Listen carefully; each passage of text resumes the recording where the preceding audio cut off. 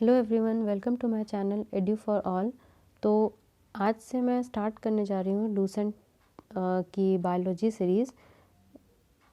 जैसा कि हम सभी को पता है कि साइंस के पोर्शन में बायो से क्वेश्चंस थोड़ा ज़्यादा आते हैं, है ना। तो उससे ये पूरा कवर अप हो जाएगा, ठीक है। तो बिना देरी किए शुरू करते हैं। सबसे पहले तो इंट्रोडक्शन, है ना। जैसे कि बायोलॉजी आखिर है क्या, बायोलॉजी क्या है। तो बायोलॉजी का यहाँ जो डेफिनेशन दिया हुआ है, branch of science in which living beings are studied.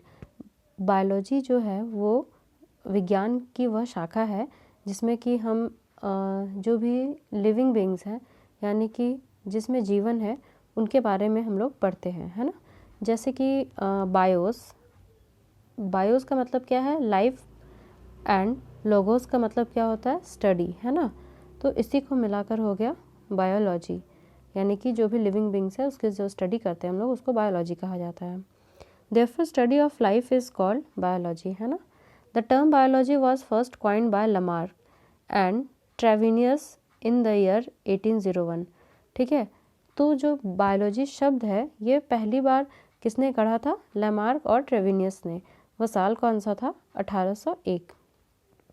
Biology has two main branch. तो बायोलॉजी की क्या है, दो मेन ब्रांच है, बॉटनी और जूलॉजी, है ना। तो बॉटनी के अंदर क्या है, study of different aspects of plants, ठीक है। तो बॉटनी के अंदर जैसा कि नाम से पता चल रहा है ना, तो बॉटनी में हम लोग क्या प्लांट के बारे में जानते हैं, उसके डिफरेंट एस्पेक्ट के बारे में, जैसे कि प्लांट का क्या न्यूट्रिशन है, रेस्पिरेशन, रिप्रोडक्शन, कितने टाइप्स होते हैं, वैरायटीज, उसका इवोल्यूशन, है ना। सारे चीज़ों की जो स्टडी, क्लासिफिकेशन, ये सब बॉटनी के अंदर आता है ना। Theophrastus is known as father of botany. तो थियोफ्राटस को क्या कहा जाता है, फादर ऑफ बॉटनी। ये एक बहुत ही इम्पॉर्टेंट है, बहुत सारे एग्जाम में पूछा जाता है, फादर ऑफ बॉटनी किसे कहा जाता है। तो यहाँ पर याद रखना है, थियोफ्राटस को क्या कहा जाता है, फादर ऑफ बॉटनी। अब आते हैं जूलॉजी। तो जूलॉजी का क्या है, study of various aspects of animals, ठीक है ना। एनिमल के स्टडी को क्या बोलते हैं, जूलॉजी, जिसमें एनिमल्स के वेरियस एस्पेक्ट के बारे में बताया जाता है। जैसे क्या हो गया, जैसे कि एनाटॉमी, एनिमल के फिजियोलॉजी, क्लासिफिकेशन, इवोल्यूशन, है ना, रिप्रोडक्शन, रेस्पिरेशन, या फिर और भी कोई टॉपिक है रिलेटेड टू एनिमल्स, ठीक है। तो एरिस्टोटल जो है ना, उनको कहा जाता है is known as the father of zoology as well as biology. तो एरिस्टोटल को फादर ऑफ जूलॉजी कहते हैं और फादर ऑफ बायोलॉजी भी कहते हैं। तो अगर कभी ऐसा पूछे क्वेश्चन में कि who is known as the father of biology, तो हो जाएगा एरिस्टोटल, और सेम फादर ऑफ जूलॉजी भी एरिस्टोटल। और इसके पहले क्या था, थियोफ्राटस क्या थे, फादर ऑफ बॉटनी, है ना, ठीक है। अब इसमें क्या है, कुछ इम्पॉर्टेंट टर्म्स और टर्मिनोलॉजीज़ दिया हुआ है ना। तो हमें जानना है, हमें हमारे एग्ज़ाम पर्सपेक्टिव के लिए क्या है कि ये बहुत ही इम्पॉर्टेंट टर्म्स है। जैसे कि एनाटॉमी। एनाटॉमी का मतलब क्या है, study of internal structure of organism. तो एनाटॉमी का मतलब क्या होता है, किसी भी ऑर्गेनिज्म के इंटरनल स्ट्रक्चर के बारे में अगर हम कुछ जान रहे हैं, कुछ जानकारी प्राप्त हो रहा है और उसके बारे में हम कुछ पता कर रहे हैं, तो वो क्या हो गया, एनाटॉमी। उसके बाद आता है एग्रोलॉजी। तो एग्रोलॉजी का मतलब क्या है, soil science dealing specially with production of crop. अब यहाँ पर एग्रो वर्ड से कंफ्यूज नहीं करना है कि एग्रो मीन्स एग्रीकल्चर, ठीक है। एग्रो का मतलब होता है फील्ड, है ना। वैसे तो देखा जाए एग्रीकल्चर भी हम कहाँ करते हैं, फील्ड में करते हैं, है ना। तो उसी तरह से है। तो यहाँ पर एग्रो का मतलब क्या हो गया, फील्ड। तो यहाँ पर क्या है, सॉइल साइंस, ठीक है। तो फील्ड में क्या होगा, सॉइल होगा। तो वैसे याद रखना है, soil science dealing specially with production of crop, है ना। अब आगे देखते हैं एग्रोनॉमी। तो एग्रोनॉमी का मतलब क्या है, science and technology of soil management, ठीक है। अब वहाँ क्या था, सिर्फ सॉइल का साइंस है ना, जो कि फूड प्रोडक्शन जहाँ पर हो रहा है, क्रॉप का प्रोडक्शन हो रहा है, वहाँ का था। अब एग्रोनॉमी में क्या है, साइंस एंड टेक्नोलॉजी दोनों इन्वॉल्व है सॉइल के मैनेजमेंट में, ठीक है। मतलब अगर कहीं पे ज्वार उगाना है तो वहाँ का सॉइल कैसा होना चाहिए, फिर कहीं राइस है तो वहाँ का सॉइल कैसा होना चाहिए, और उनके कुछ मैनेजमेंट के, यानी कि अगर कुछ कमी है ठीक है, या कहीं किसी की मात्रा ज़्यादा है किसी माइक्रो न्यूट्रिएंट या मैक्रो न्यूट्रिएंट के, तो उसको किस तरह से हमें ठीक करना है ना। तो ये सब किस में, एग्रोनॉमी में आ जाएगा, करेक्ट। एग्रोस्ट्रोलॉजी, एग्रोस्ट्रोलॉजी का क्या है, स्टडी ऑफ ग्रासेस, है ना। इसका एग्रोस्ट्रोलॉजी मतलब स्टडी ऑफ ग्रासेस। आप 4-5 बार पढ़ेंगे ना तो आपको खुद ही वो धीरे धीरे करके याद हो जाएगा। एक बार में ज़रूरी नहीं है कि सारा टर्म्स और टर्मिनोलॉजी एक बार में याद हो जाए, बट अगर हम उसको थोड़ा समय दे करके बार बार रिवीजन करते रहें, ठीक है, तो क्या होता है ना, वो धीरे धीरे हमें याद हो जाती है, ठीक है। नेक्स्ट इज़ व्हाट, आर्थोलॉजी, ठीक है। तो आर्थोलॉजी का मतलब क्या है, स्टडी ऑफ जॉइंट, है ना। इसको हम कुछ इस तरह से भी याद रख सकते हैं कि जैसे कि ये हमारा क्या होना है, आर्थराइटिस होता है, ठीक है। तो आर्थो का मतलब क्या होता है, आर्थो का मतलब होता है जॉइंट्स, ठीक है। आर्थो का मतलब क्या होता है, जॉइंट्स। तो जैसे कि यहाँ पर क्या है, आर्थोलॉजी, तो स्टडी ऑफ जॉइंट्स का मतलब क्या हो गया, आर्थोलॉजी, है ना। ओके, अब आगे देखते हैं, एपीकल्चर। तो एपीकल्चर का मतलब क्या है, rearing of honey bee for Honey, है ना। शहद निकालने के लिए जो हम हनी बी को पालते हैं उसको क्या बोल रहे हैं, एपीकल्चर। ये टर्म्स ना बहुत आते हैं एग्जाम्स में, तो एपीकल्चर हो गया, विटीकल्चर हो गया, है ना। ऐसा बहुत सारा जो सिमिलर टर्म्स होता है उसको एग्जाम्स में बहुत रिपीटेडली पूछा जाता है, तो इसीलिए ये सब याद रखना है। Next is what, anthropology. Anthropology का मतलब क्या है, study of origin, development and relationship between the culture of past and present human, ठीक है। अब एंथ्रोपोलॉजी जो है ना अपने में एक सब्जेक्ट है, ठीक है। जब हम लोग हायर स्टडी करते हैं तो उस समय हम लोग एंथ्रोपोलॉजी लेकर के पढ़ते हैं, तो उसमें हम लोग को क्या पढ़ना होता है, स्टडी ऑफ ओरिजिन, ठीक है। ओरिजिन, डेवलपमेंट और relation between culture of past and present human, ठीक है। यानी कि अभी के ह्यूमन कैसे हैं और उनका पास्ट कैसा था, उसके उनके कल्चर, ओरिजिन, डेवलपमेंट, है ना, इन सब के बीच का जो आपसी संबंध होता है वो हम लोग इसमें मेनली स्टडी करते हैं, ठीक है, एंथ्रोपोलॉजी में। अब दूसरा क्या है, एंथोलॉजी। एंथोलॉजी का क्या मतलब है, study of flower and flowering plants, ठीक है।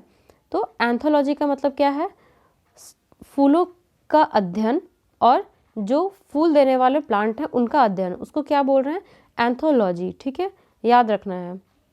उसके बाद क्या है, एंजियोलॉजी। तो एंजियोलॉजी का मतलब क्या है, study of blood vascular system including arteries and veins, ठीक है। तो एंजियोलॉजी के अंतर्गत हम लोग क्या चीज़ की पढ़ाई करते हैं या फिर किस चीज़ का स्टडी करते हैं, ब्लड वैस्कुलर सिस्टम, ठीक है। हमारा जो ब्लड वैस्कुलर सिस्टम है, ठीक है, हमारा रक्त परिसंचरण तंत्र जो है, ठीक है, उसका, और आर्टरीज और वेन्स का आपस में क्या रिलेशन है, कैसे क्या हो रहा है नहीं हो रहा है, ये हम लोग करते हैं। ये हम लोग देखते हैं किसके अंदर, इसकी स्टडी किसके अंदर होती है, एंजियोलॉजी के अंदर। फिर से एक बार रिपीट करना है, एंजियोलॉजी। एंजियोलॉजी में क्या होता है, study of blood vascular system including arteries and veins, है ना। उसके बाद है एंड्रोलॉजी। तो एंड्रोलॉजी का मतलब क्या है, study of male reproductive organ, ठीक है। दो वर्ड होता है, एक एंड्रो और एक गायनो, ठीक है। तो जैसे हम लोग नॉर्मल वैसे तो एंड्रोकोलॉजिस्ट हम लोग जनरली नहीं बोलते हैं, ठीक है, बट गायनोकोलॉजिस्ट है ना हम लोग हमेशा बोलते हैं। जैसे कि स्त्री रोग विशेषज्ञ के पास जाना है तो उसे बोलते हैं कि गायनोकोलॉजिस्ट के पास जाना है या गायनी से दिखा करके आए, ठीक है। तो उसका ऑपोजिट क्या है, वो हो गया फीमेल्स के लिए, है ना। और एंड्रो वर्ड जो होता है ना वो मेल्स के लिए यूज़ होता है। तो इसीलिए एंड्रो का मतलब क्या हो गया, study of male reproductive organ, ठीक है। इसमें हम लोग किस चीज़ का स्टडी कर रहे हैं, मेल रिप्रोडक्टिव ऑर्गन का स्टडी कर रहे हैं, इसीलिए क्या हो गया, एंड्रोलॉजी। लॉजी का मतलब क्या होता है, स्टडी, है ना। अब आते हैं ब्रायोलॉजी। तो ब्रायोलॉजी का सिंपली मीनिंग क्या है, स्टडी ऑफ ब्रायोफाइट्स, ठीक है। और ब्रायोफाइट्स को क्या कहा जाता है, एम्फीबियंस ऑफ प्लांट किंगडम, है ना। ये यही से याद रख लेना, ये यहाँ से भी एक क्वेश्चन हो गया, ठीक है।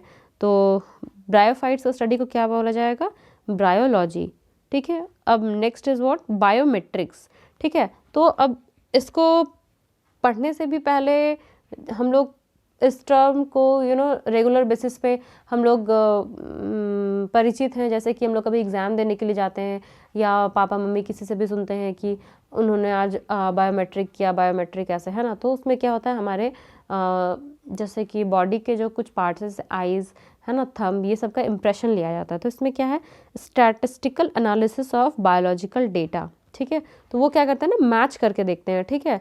तो ये क्या हो गया, बायोमेट्रिक्स में क्या होता है, statistical analysis of biological data.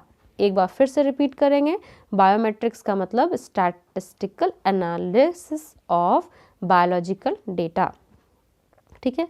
Next is what, biomedical engineering. This is very important term, है ना, बायोमेडिकल इंजीनियरिंग। तो अब यहाँ पर बायो वर्ड है, मेडिकल वर्ड है, इंजीनियरिंग वर्ड है ना। तो बहुत सारा क्या हो गया, क्लियर हो रहा है यहाँ से कि ये आगे कहना क्या चाह रहा है ना। तो इसमें क्या है, एप्लीकेशन ऑफ इंजीनियरिंग, ठीक है। ये किसका है, ये इंजीनियरिंग का एक एप्लीकेशन है for the production and designing of spare part for overcoming various defects in man, for example artificial limbs, iron lung, pacemaker, ETC, ठीक है। तो अब इसमें क्या है, अब बायोमेडिकल, बायो मतलब क्या हो गया, लिविंग बीइंग, मेडिकल मतलब ऑब्वियसली किसी मेडिसिनल फील्ड में इसका यूज़ हो रहा है, और इंजीनियरिंग मतलब हम लोग कुछ काट छांट कर रहे होंगे, ठीक है ना। तो इसमें देखो क्या है, production and designing of spare part for overcoming various defects in man, ठीक है ना। अब जैसे कि किसी का अगर हाथ ही टूट गया है तो क्या है ना, हम लोग आजकल कोशिश करते हैं कि बहुत हद तक उसके जैसा ही दिखने जैसा हाथ लगाया जाए। तो इसमें क्या करें, हम लोग कुछ डिज़ाइन कर रहे हैं ना, कुछ उसमें लगा रहे हैं, कुछ तोड़ रहे हैं, कुछ जोड़ रहे हैं। तो ये क्या हो गया, इंजीनियरिंग के अंदर आ गया, इसीलिए ये बायोमेडिकल इंजीनियरिंग हो गया, ठीक है। Next term is what, biotechnology, ठीक है। तो बायोटेक्नोलॉजी का मतलब क्या होता है, बायो के साथ किसी टेक्नोलॉजी का जुड़ना, ठीक है। तो यहाँ पर वही चीज़ है, technology concern with living beings for wilful manipulation on molecular level, ठीक है। तो यहाँ पर क्या है, विलफुल, है ना, wilful manipulation of at molecular level, ठीक है ना। तो यहाँ पर क्या बोला जा रहा है कि बायोटेक्नोलॉजी जो है वैसी टेक्नोलॉजी के साथ कंसर्न रखती है, यानी कि वैसी टेक्नोलॉजी है जिसमें कि लिविंग बीइंग्स को हम लोग काम में लेकर के आते हैं, और उसमें कुछ मैनिपुलेशन, जैसे इसमें क्या होता है ना, बैक्टीरिया का हम लोग यूज़ करते हैं, फिर उनके कुछ पार्ट्स का यूज़ करते हैं, ठीक है। तो इससे क्या होता है कि वो हम लोग अपने यूज़फुल के लिए, जैसे कि अगर नॉर्मल एक जो हर बहुत बहुत पौराणिक समय से मतलब एंशिएंट टाइम से हम लोग जैसे यूज़ कर रहे हैं कर्ड मेकिंग, ठीक है, ये भी एक बायोटेक्नोलॉजी का एग्जाम्पल है, एंशिएंट बायोटेक्नोलॉजी का, ठीक है। तो अभी मॉडर्न में क्या देख सकते हैं, जैसे कि इंसुलिन आ गया है ना। तो ये क्या है, ये बायोटेक्नोलॉजी का एग्जाम्पल है, जैसे कि कर्ड मेकिंग भी हो रहा है। तो हम लोग वहाँ पर कुछ यूज़फुल बैक्टीरियाज का यूज़ कर रहे हैं, ठीक है। वो जो इनोकुलम होता है, या फिर जिसको हम लोग बोलते हैं दही जमाने के लिए जो थोड़ा सा जोरन लेते हैं, ठीक है। तो वो क्या हो गया, वो हम लोग बैक्टीरिया का यूज़ कर रहे होते हैं, लाइव बैक्टीरिया होता है, उसको डालते हैं और एज अ इनोकुलम, और फिर क्या होता है, फिर हमारा एक दिन के बाद या फिर 8 से 10 घंटे में, ठीक है, फिर से दही बन करके तैयार हो जाता है। तो वो क्या हो रहा है ना, हम लाइफ मतलब लिविंग बींग्स का क्योंकि बैक्टीरिया क्या है, वो भी एक लिविंग बींग है ना, तो उसका यूज़ कर रहे हैं। तो चलो, ये हो गया बायोटेक्नोलॉजी। ओके, अब इतना में तो मुझे लगता है कि समझ आ गया होगा कि बायोटेक्नोलॉजी क्या है, ठीक है। नेक्स्ट इज़ व्हाट, बैक्टीरियोलॉजी, ठीक है। अब सिंपली बैक्टीरियोलॉजी का मतलब क्या हो रहा है, स्टडी ऑफ बैक्टीरिया, है ना। साइटोलॉजी का मतलब क्या हो गया, study of cell. Cyto means what, cyto means होता है सेल, ठीक है ना। तो साइटोलॉजी मतलब स्टडी ऑफ सेल। क्रायोबायोलॉजी, ठीक है। अब यहाँ जो एक क्रायो वर्ड है ना, तो जैसे एक और भी वर्ड होता है similar kind of, cryopreservation, cryobiology. तो क्रायो जो वर्ड है ना, इसका मतलब होता है लो टेम्परेचर, मतलब थोड़ा एक्सट्रीम लो टेम्परेचर आप कह सकते हो। जैसे क्रायो प्रिजर्वेशन -196 डिग्री में होता है, ठीक है। और जैसे यहाँ पर क्रायोबायोलॉजी है, तो यहाँ पर क्या लिखा है, it is the study of effect of low temperature on organism and their preservation, ठीक है। तो हम लोग उसको प्रिजर्व करने के लिए थोड़ा जब टेम्परेचर लो करते हैं तो उसको क्रायोबायोलॉजी कहते हैं। Okay, next is what, clone. Clone का सिंपली मीनिंग तो हम लोग बहुत बार यूज़ करते हैं ना, कि एक ही जैसा, मतलब अगर सपोज अगर कोई कैसा भी, अगर हम x लिख रहे हैं, ठीक है, तो सेम उसी हाइट का, उसी डायमीटर का ही अगर हम दूसरा, तीसरा, चौथा, पांचवा, मतलब सेम टाइप का x लिखे तो वो क्या हो जाएगा, वो हो जाएगा x का क्लोन, है ना। तो क्लोन का मतलब क्या होता है, जो जिसका आपको फीचर पूरा बिल्कुल एग्जैक्टली कॉपी एकदम दिखे, वो हो गया क्लोन, ठीक है। तो clone are genetically identical individual in a population. अब एक चीज़ का ध्यान रखना है, यहाँ पर जेनेटिकली बोला गया है ना, तो जेनेटिकली का मतलब हो गया कि वो जिस तरह से एक बोलेगा ना, उसका क्लोन भी उसी तरह से बोलेगा, उसी तरह से दिखेगा, उसका अंदर का जो जेनेटिक मेकअप है वो भी सेम है, सिर्फ दिखने में ही एक जैसा नहीं, उसके अंदर का जो जेनेटिक है ना वो भी सेम है, ठीक है। सोचने का तरीका, हर चीज़ सेम होगा, ठीक है।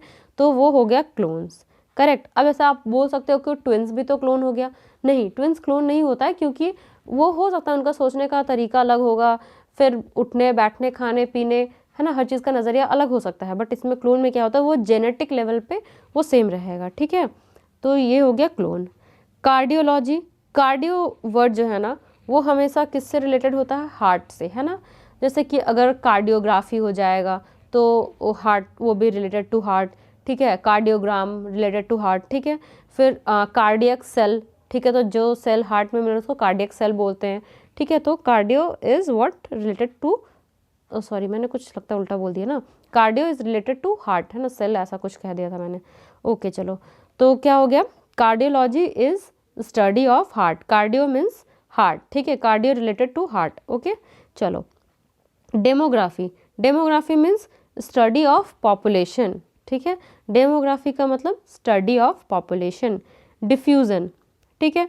अब डिफ्यूज़न तो हम लोग बहुत बार ऐसे यूज़ करते हैं ना गैसियस मॉलिक्यूल्स के टर्म में, तो चलो देखते हैं क्या है। रैंडम मूवमेंट ऑफ मॉलिक्यूल और आयन और gases from a region of higher concentration to lower concentration, है ना। मतलब कि अगर परफ्यूम हम रूम के किसी कॉर्नर में स्प्रे कर रहे हैं तो वो पूरे रूम में स्प्रेड हो जा रहा है कुछ समय के बाद, ठीक है, कुछ सेकंड्स के बाद या कुछ मिनट के बाद, तो वो क्या हो रहा है, वो डिफ्यूज़न प्रोसेस के थ्रू एक जगह से दूसरे जगह गया है, ठीक है। तो चलो डिफ्यूज़न भी यहाँ से क्लियर हो गया। अब आ गया डर्मेटोलॉजी, डर्मेटोलॉजी मतलब डर्मा मीन्स व्हाट, स्किन, ठीक है। तो study of skin is known as dermatology, है ना। उसी तरह डर्मेटोलॉजिस्ट मतलब जो आपके स्किन के डॉक्टर होंगे उन्हें डर्मेटोलॉजिस्ट बोला जाएगा, है ना। नेक्स्ट इज डेंड्रोक्रोनोलॉजी, ठीक है। नेक्स्ट टर्म क्या है, डेंड्रोक्रोनोलॉजी। क्रोनोलॉजी का मतलब क्या होता है, मतलब कैसा बताया, जैसे कि एक के बाद एक क्रम से, जैसे कि अगर आप डेट में बोल रहे हो तो 17, 18, 19, 20, 21, 22, ठीक है, ये क्रोनोलॉजी हो गया, है ना। अगर कभी बोला जाए कि सपोज 1857 के रिवोल्ट से लेकर के 1947 तक जो रिवोल्ट हुआ है, ठीक है, उसको आप क्रोनोलॉजी के हिसाब से सजाइए, ठीक है। तो आपको एक सीरियल में बोलना पड़ेगा, ठीक है ना, कि पहले 1857 हुआ, उसके बाद फिर कौन सा विद्रोह, फिर कौन सा, फिर कौन सा, फिर तब आपको जा करके इंडिपेंडेंस तक आना है, ठीक है। तो ये हो गया क्रोनोलॉजी। अब डेंड्रोक्रोनोलॉजी मतलब counting and analyzing annual growth ring of tree to know its age, ठीक है ना। अब ट्री का एज को हम लोग जो पता करते हैं वो डेंड्रोक्रोनोलॉजी के हिसाब से पता करते हैं, ठीक है, क्योंकि उसमें क्या होता है, उसमें भी क्या होता है ना, रिंग्स बनते जाते हैं, ठीक है। तो जैसे एक साल हो रहा है ना, तो एक ऑटम रिंग, एक स्प्रिंग रिंग, ठीक है, ये 2 रिंग का फॉर्म होता है, ठीक है। तो उसी तरह से हम लोग देखते हैं, काउंटिंग करते हैं ना, और फिर क्रोनोलॉजी में फिर हम लोग देखते हैं कि भाई अच्छा ठीक है कितना एज हो रहा होगा उस प्लांट का, ठीक है, समझ आ गया यहाँ से, ओके। अब नेक्स्ट चलते हैं। नेक्स्ट इज व्हाट, इकोलॉजी, ठीक है। इकोलॉजी क्या है, study of inter relationship between living and their environment, ठीक है ना। अब यहाँ पर क्या है, स्टडी होता है inter relationship between living and their environment, ठीक है। यानी कि इकोलॉजी में हम लोग क्या करते हैं, स्टडी करते हैं इंटर रिलेशनशिप। 2 तरीके का वर्ड होता है, एक इंटर और एक इंट्रा। इंटर जहाँ भी आ जाए इसका मतलब कि वो किसी 2 पर्टिकुलर ग्रुप का बात कर रहा है, इधर वो 2 स्पीसीज हो सकता है, 2 तरीके का पॉपुलेशन हो सकता है, 2 स्टेट हो सकता है, 2 कंट्री हो सकता है, किसी भी अगर 2 का बात होना, अलग अलग टाइप्स, ठीक है, तो उसको हम लोग इंटर कहते हैं। और इंट्रा मतलब हो गया खुद में ही, अगर 2 अलग स्कूल में कंपटीशन हो रहा है तो हो गया inter school competition. Same school में कंपटीशन है मतलब वो हो गया इंट्रा स्कूल कंपटीशन, है ना। उसी तरह से यहाँ पर भी समझेंगे। इकोलॉजी का मतलब हो गया स्टडी ऑफ इंटर रिलेशनशिप, ठीक है, between living and their environment, है ना। यानी कि क्या हो गया, इंटर रिलेशनशिप बिटवीन किसके किसके बीच में, एक लिविंग और उसके इन्वायरमेंट। इन्वायरमेंट में क्या आ जाएगा, जैसे वाटर, उसके बाद फिर हमारे आसपास जो भी अदर लिविंग बींग्स रह रहे हैं, सॉइल, बहुत सारा चीज़ आ जाएगा, ठीक है ना। अब नेक्स्ट क्या है, इवोल्यूशन। इवोल्यूशन का मतलब क्या होता है, study of origin of life, variation and formation of new species, ठीक है। अगर हम लोग किसी चीज़ का मतलब जानेंगे ना तो बहुत ज़्यादा हमें मेहनत नहीं करना पड़ेगा। हाँ, 2-4 वर्ड डेफिनेटली कुछ अलग आते हैं जिसे हमें याद करना होता है, ठीक है। तो चलो अब देखते हैं यहाँ पर इवोल्यूशन का क्या है। Study of origin of life, ठीक है, मतलब ओरिजिन, लाइफ का कैसा ओरिजिन हुआ है, ठीक है, उसमें क्या क्या वेरिएशन हुआ और किस तरीके से कुछ न्यू स्पीसीज हुए, ठीक है। अब जैसे अगर हमारा भी है तो हम आज होमोसेपियंस हैं, कल हम होमोसेपियंस, कुछ साल पहले हम होमोसेपियंस नहीं थे, ठीक है। हम होमो इरेक्टस भी थे कभी, हम ड्रायोपिथेकस भी थे, हम रैमापिथेकस भी थे, ठीक है ना। तो ऐसा क्या है ना कि हम लोग आज कुछ और हैं, और हो सकता है कि मे बी इवॉल्व होने के बाद हम और ज़्यादा इवॉल्व हुआ और हम आज से करोड़ों साल बाद हम मे बी कुछ और रहें, है ना। तो ये हो गया क्या, इवोल्यूशन, ठीक है। एम्ब्रियोलॉजी। अब एम्ब्रियोलॉजी में क्या है, study of fertilization of egg, formation of zygote and development of embryo, ठीक है ना। तो एम्ब्रियोलॉजी में हम लोग क्या करेंगे कि कैसे एग का फर्टिलाइजेशन हो रहा है, फॉर्मेशन जाइगोट कैसे बन रहा है और डेवलपमेंट कैसे हो रहा है एक एम्ब्रियो का, ये सब हम पढ़ेंगे एम्ब्रियोलॉजी में, है ना, ठीक है। तो क्या होता है ना, जाइगोट से मतलब फर्टिलाइजेशन होने के बाद जाइगोट बनता है, जाइगोट बनने के बाद फिर एम्ब्रियो बनता है। तो पूरा यहाँ तक जो पहुँचते हैं तो बीच में 8 सेल स्टेज, 16 सेल, 32, ऐसा बहुत सारा सेल स्टेज बनता है। तो वो सब का भी जो स्टडी होता है ना, वो सब क्या किस चीज़ के अंदर आ रहा है, एम्ब्रियोलॉजी, है ना। यूजेनिक्स। तो यूजेनिक्स में क्या होता है, study of factors connected with the improvement of human race, ठीक है। यूजेनिक्स क्या होता है, इसमें हम लोग क्या पढ़ते हैं, क्या किस चीज़ के बारे में हम लोग अध्ययन करते हैं, study of factors connected with the improvement of human race, ठीक है। अब किसी ह्यूमन हमारा जो ह्यूमन रेस है, ठीक है, इसको कौन कौन सा फैक्टर्स इससे कनेक्टेड हैं और ये हमारे इम्प्रूवमेंट के लिए कौन कौन से फैक्टर जिम्मेदार हैं, इसके बारे में हम लोग जानते हैं, ठीक है। Next is यूथेनिक्स। यूथेनिक्स का मतलब होता है study of environmental condition that contribute to the improvement of human being. देखो अब यहाँ से ना कुछ वर्ड्स ना बहुत ज़्यादा मतलब लगेगा कि नहीं, अरे यार ये तो सेम ही है, ये भी सेम है। तो एक हो गया यूजेनिक्स, यूथेनिक्स, ठीक है, फिर एथनोलॉजी, यूफेनिक्स, एथोलॉजी। तो ये 4-5 टर्म है ना, इसको हम लोग को बहुत ध्यान से पढ़ना है। यूजेनिक्स अगर बोलेगा तो सिंपली फैक्टर्स जो एसोसिएटेड हैं ह्यूमन रेस के इम्प्रूवमेंट के लिए, बात खत्म। अब यूथेनिक्स अगर पूछा तो इसका मतलब उसमें क्या, इन्वायरमेंटल कंडीशन ऐड हो जाएगा, ठीक है। उसमें नॉर्मली था फैक्टर्स, ठीक है, इसमें क्या हो रहा है, यूथेनिक्स में environmental condition that contribute to the improvement of human being. Clear है, ठीक है। अब आगे बढ़ते हैं, यूफेनिक्स, ठीक है। यूफेनिक्स का मतलब क्या हो गया, improvement of phenotypic defect due to genetic abnormality by altering the environment. अब यूफेनिक्स का मतलब क्या हुआ, इम्प्रूवमेंट ऑफ फिनोटिपिक। फिनोटिपिक का मतलब क्या होता है, बाहरी जो हमें दिख रहा है ना वो फिनोटिपिक हो गया, ठीक है। और अगर हम जीन लेवल पे जब जाते हैं उसके कैरेक्टर्स को देखते हैं तो वो जेनोटिपिक हो जाता है, ठीक है। जैसे क्लोन में हमने पढ़ा था कि जेनेटिक बेसिस पे, ठीक है, ये क्या हो रहा है, फिनोटिपिक बेसिस पे, ठीक है, यानी कि जो बाहरी मैनिफेस्टेशन हमें दिख रहा है वो। The improvement of phenotypic defect due to genetical abnormality, ठीक है, जेनेटिकल एबनॉर्मेलिटी की वजह से बाहरी क्या हमें कुछ खराबी दिख रहा है उसके बारे में हम लोग अध्ययन करते हैं, किस तरह से इन्वायरमेंट का अगर कोई इफेक्ट पड़ा है उसमें उसकी वजह से, बाय ऑल्टरिंग इन्वायरमेंट, है ना। Next is ethnology. तो एथनोलॉजी का मतलब क्या होता है, study of science dealing with different races of human. ठीक है, इसमें क्या है, साइंस, वैसा साइंस, ठीक है, जिसमें कि हम लोग डील कर रहे होते हैं डिफरेंट ह्यूमन रेस से, ठीक है ना, ह्यूमन रेस का। ठीक है, ठीक है, एथोलॉजी खत्म, अब सॉरी एथनोलॉजी खत्म। अब next is what, ethology. Ethology का मतलब study of animal behaviour in their natural habitat. ठीक है, ये तो सबसे सिंपल है, एथोलॉजी को याद रखना। इसका मतलब क्या है, स्टडी ऑफ एनिमल बिहेवियर, ठीक है, इन देयर नेचुरल हैबिटेट में आप किसी एनिमल को ऑब्जर्व कर रहे हो, ठीक है, किसी ह्यूमन बीइंग को ऑब्जर्व कर रहे हो, तो वो क्या हो गया आपका एथोलॉजी। ठीक है, एथनोलॉजी में क्या हुआ, study of science dealing with different races of human. इसमें आप एथनोलॉजी में आप डिफरेंट रेसेस ऑफ ह्यूमन को कंसिडर कर रहे हो, ठीक है, और एथोलॉजी में आप किसी एक पर्टिकुलर को आप नोटिस कर रहे हो, है ना। अब नेक्स्ट टर्म इज व्हाट, इटायोलॉजी। इटायोलॉजी का मतलब study of causative agent of disease, यानी कि डिजीज कॉज करने जिससे डिजीज कॉज होता है, ठीक है, उसका हम लोग स्टडी करें। Study of causative agent of disease, है ना, कि भाई ये जो पर्टिकुलर डिजीज है ये किसकी वजह से हो रहा है। ठीक है, next is entomology. Entomology means ये भी बहुत बहुत बहुत रिपीटेड क्वेश्चन है। Entomology, study of insect is known as entomology, ये याद रखना है। ठीक है, नेक्स्ट इज एक्सोबायोलॉजी। अब जब एक्सोबायोलॉजी बोल ही दिया है तो इसका मतलब क्या हो गया, possibility of life in space, यानी एक्सोस्फेयर, यानी कि बाहर, ठीक है ना, यानी कि अर्थ के बाहर। तो यहाँ पर एक्सोबायोलॉजी का मतलब क्या हो गया, study of possibility of life in space, है ना।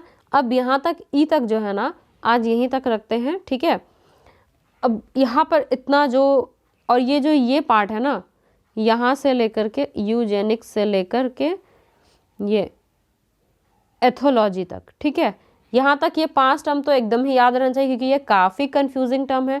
ठीक है, एक एथनोलॉजी, एथोलॉजी, एथनोलॉजी जहाँ पर लंबा टर्म आ रहा है वहाँ पर उसका मतलब क्या हो जाएगा कि वो किससे डील कर रहा है, मतलब डिफरेंट रेस से हो जाएगा। और अगर एथोलॉजी सिंपली पूछा तो उसका मतलब animal behaviour in their natural habitat, ठीक है ना। उसी तरह से बाकी क्या करना, 4-5 बार पढ़ना है, वो खुद ही धीरे धीरे याद हो जाएगा। ठीक है, अब आगे जितनी भी है वो मैं नेक्स्ट क्लास में करा दूंगी। अभी तक कैसा लगा ये क्लास, प्लीज़ कमेंट करके ज़रूर बताएं। Okay, thank you so much for today. अगर सेशन अच्छा लगा हो तो please do like, comment, share and subscribe to my channel. Thank you.